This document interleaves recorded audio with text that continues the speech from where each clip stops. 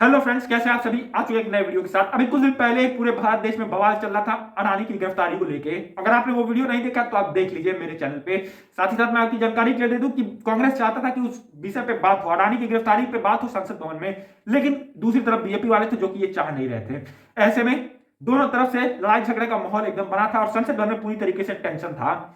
इसके बाद दोनों पार्टी, चाहे वो बीजेपी हो या कांग्रेस, दोनों पार्टी किसी तरह तैयार हुए कि उस बात को छोड़ के दूसरी बात पे चर्चा करेंगे, साथ ही साथ कामकाज करेंगे। लेकिन ऐसे में अमित शाह का एक बयान जो कि बहुत ही ज्यादा वायरल हो रहा है, साथ ही साथ बहुत ही ज्यादा लोगों को कष्ट दे रहा है।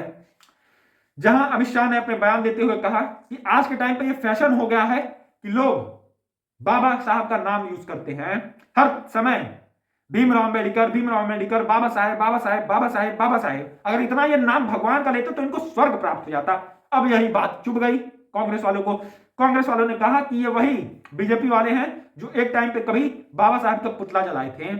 और ये बात सही भी है कि एक टाइम पे बीजेपी के कुछ नेता ने बाबा साहब का पुतला भी जलाया था, लेकिन आज के टाइम पे ऐसा नहीं है। ऐसे में कांग्रेस वाले तुरंत ही मोर्चे पे आ गए, धरने पे आ गए और उन्होंने धरना दिया कि अमित शाह को रिजाइन करना चाहिए। साथ ही साथ वो अमित शाह पूरे देश से माफी मांगे, क्योंकि आज बाबा साहेब की बहुत इज्जत होती है। और ऐसे में ये जिस टोन में बात कर रहे थे बाबा साहेब के बारे में, वो कांग्रेस वालों को बड़ा ही बेकार लगा, साथ ही साथ भारत की जनता को बड़ा बेकार लगा। इसीलिए होम मिनिस्टर अमित शाह तुरंत रिजाइन दे, साथ ही साथ पूरे भारत की जनता से माफी मांगे। ऐसे में बीजेपी वाले भी फिर आ गए, बीजेपी वाले भी धरने पर उतर आए। अब ऐसे में जब कल का कामकाज होने वाला था संसद भवन में, लेकिन जैसे ही कांग्रेस वहां पे पहुंचती है तो क्या देखती है कि बीजेपी वाले पहले से ही संसद भवन के मेन गेट पे खड़े हैं और कांग्रेस वालों को अंदर जाने नहीं दे रहे हैं। अब कांग्रेस वाले जबरदस्ती अंदर जाने की कोशिश कर रहे थे, उसी में धक्का मुक्की हो गया और उस धक्का मुक्की में कई सारे नेताओं को चोट लगी, जिसमें से खासकर बीजेपी के नेताओं को। एक नेता को तो इतनी ज्यादा चोट लगी कि भाई उसको आईसीयू में भर्ती करवाना पड़ गया।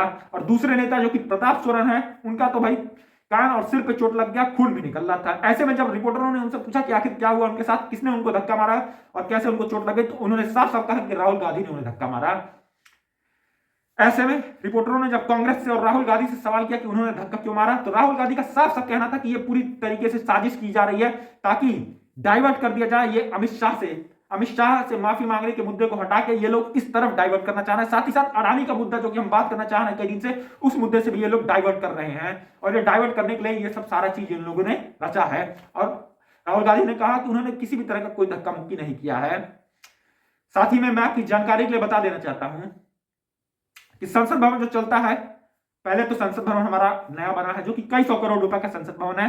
साथ ही में संसद भवन जो हर दिन चलता है, एक दिन का कॉस्ट कई करोड़ रुपया होता है और 1 मिनट का कॉस्ट लगभग 2.5 लाख रुपया होता है संसद भवन के चलने का। और ऐसे में आपको क्या लगता है, ये जो पैसा जो जिससे संसद भवन बना है, या फिर करोड़ों रुपया जिससे एक दिन भी संसद भवन चलता है, या 1 मिनट का 2.5 लाख रुपया जिससे संसद भवन चलता है, वो सारा पैसा आपको क्या लगता है बीजेपी या कांग्रेस वाले देते हैं अपनी जेब से? बिल्कुल नहीं। वो सारा पैसा आम आदमी और आम जनता की जेब से जाता है। हमारे ही टैक्स से पूरा का पूरा संसद भवन बना है, हमारे ही टैक्स से हर दिन संसद भवन चलता है, हमारे ही टैक्स से हर दिन संसद भवन में हर दिन हर मिनट 2.5 लाख रुपया खर्च होता है। और ऐसे में ये लोग बैठ जाते हैं धरने पे। ऐसे में नुकसान बीजेपी का नहीं, ना ही कांग्रेस का हो रहा, नुकसान हमारे पैसे का हो रहा है जो कि टैक्स के रूप में हम लोग जमा करते हैं। ऐसे में आप लोगों को भी थोड़ा जानकारी रखनी चाहिए, साथ ही साथ आप लोगों को भी थोड़ा फोर्स करना चाहिए कि आपके वहां के नेता सही से काम करें, सही से सारी चीज करें। ऐसे में आपको मेरी ये जानकारी कैसी लगी आप हमारे कमेंट सेक्शन में बताइए। साथ ही साथ मेरे चैनल को सब्सक्राइब कीजिए, वीडियो को लाइक कीजिए। Thank you.